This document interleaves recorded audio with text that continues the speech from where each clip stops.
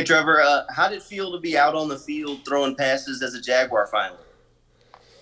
Yeah, man, it was great. Yesterday was our first day. Had a good day with all the rookies and just getting out there and putting things together physically. We've been working the past few days mentally and just getting ready.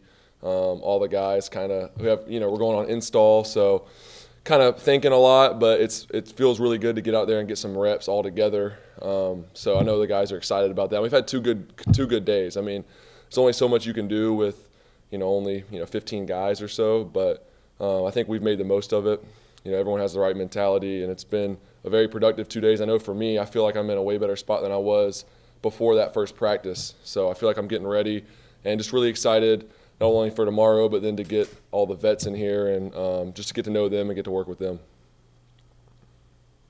And I know Coach Meyer kind of mentioned that you were working on getting the call in your helmet during these couple of days of minicamp. How are you getting used to that? Yeah, it's different.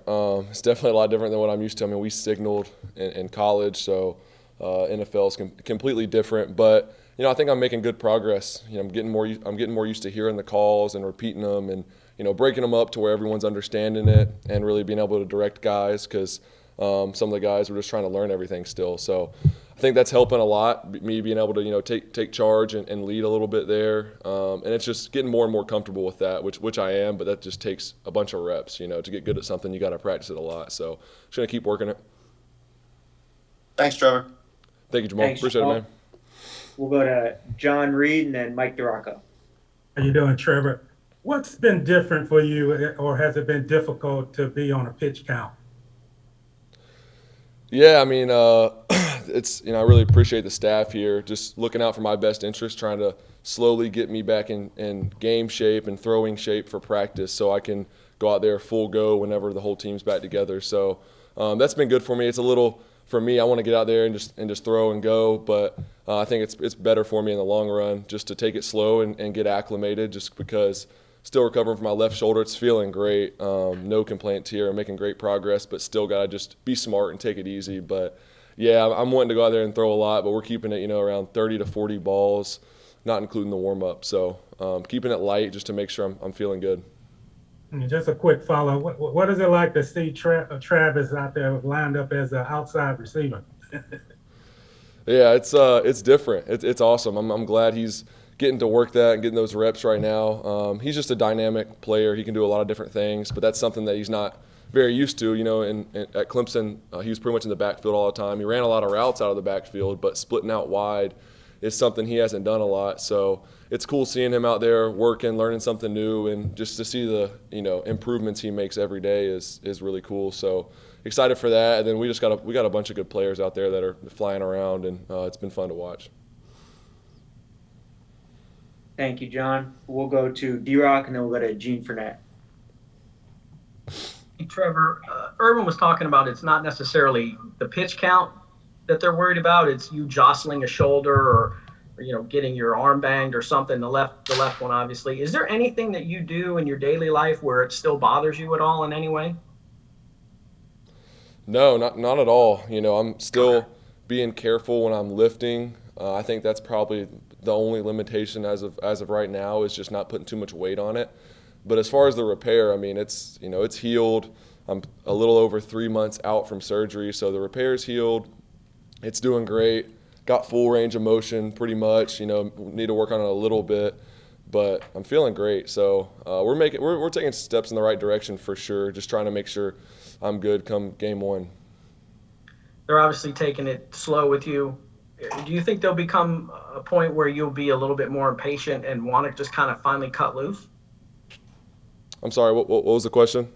As they're taking it easy with you and being careful with you on this return and limiting what you're doing and stuff.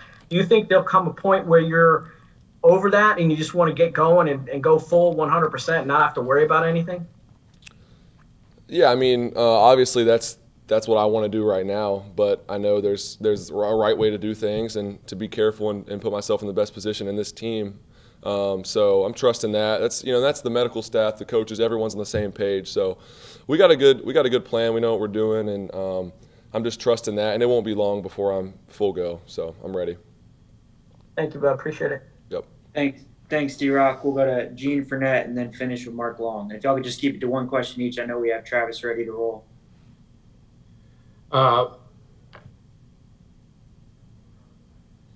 Gene, I think you're muted. Yeah. I had just flipped it over. There we go. When you started your first season at Clemson, Clemson had already established its reputation as a national powerhouse. When you started at Cartersville, at least going into your sophomore year, which was your first full season as the full-time starter all the way through, you won a championship both of those years.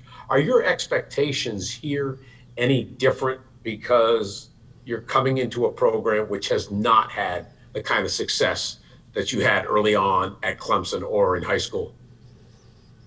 No, I mean, they, all the staff and management and everyone here brought me here to win, and that's the main goal. So I'm keeping the same mindset, and obviously there's different challenges as you move on to the next level, and things change a little bit, and you got to adapt, but never, the mindset never changes. You're always expecting to win, and you prepare to win. So I think that's why they brought me here. They didn't bring me here to expect to lose, and I know we got a lot of guys here that are ready to win and want to win. So we're on the right track for sure.